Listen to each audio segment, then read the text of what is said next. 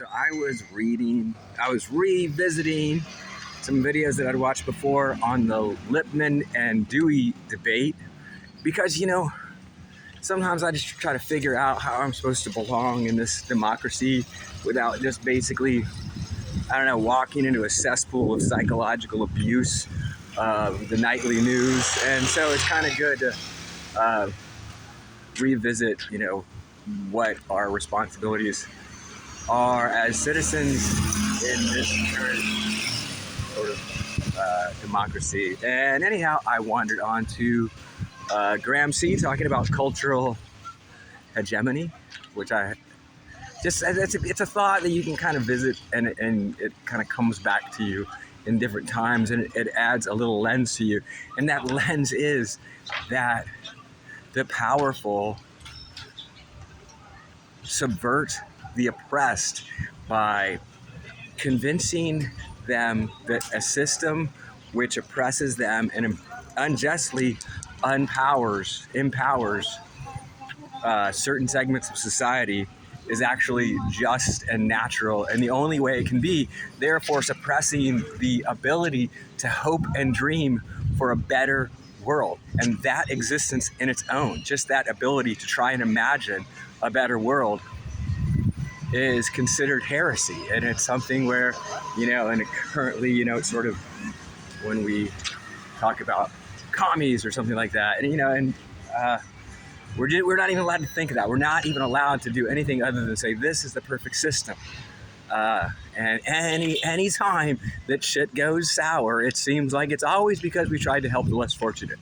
Like right now with in America right now we're talking about inflation and all these supposed checks which people got, and now nobody fucking wants to work and all this shit. All because we were just too easy on the oppressed. We weren't oppressing them enough.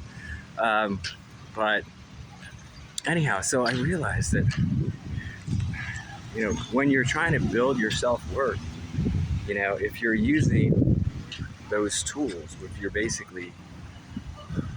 you're buying fancy fucking pants and using, the symbols of oppression to reinforce those symbols of oppression and reinforce what is value to yourself, if you're doing that, then you are being not a victim, but also an oppressor.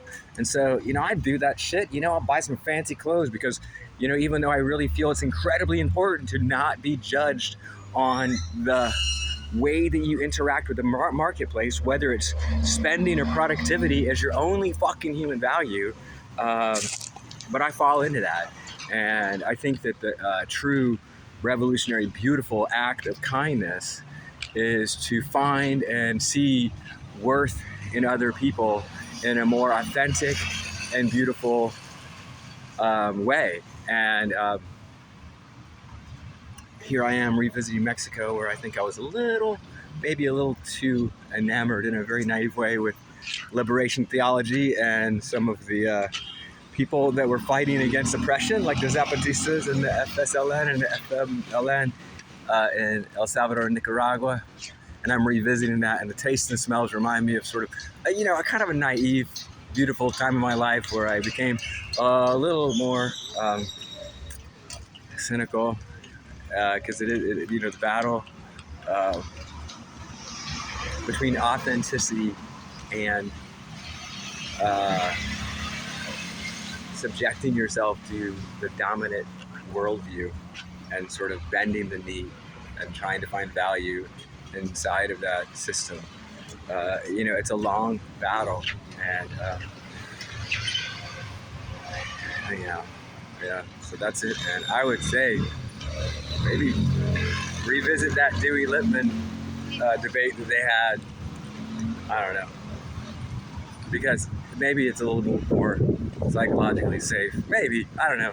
It's kind of isolating. It kind of makes me feel like some irritating guy at a party. Like, hey, how about them bears? I'm like, yeah. How about, I don't know, how evolution and the theory of evolution affected the way we decide to arrange society? I don't freaking know. All right, you guys. That's my rambling. All right, bye.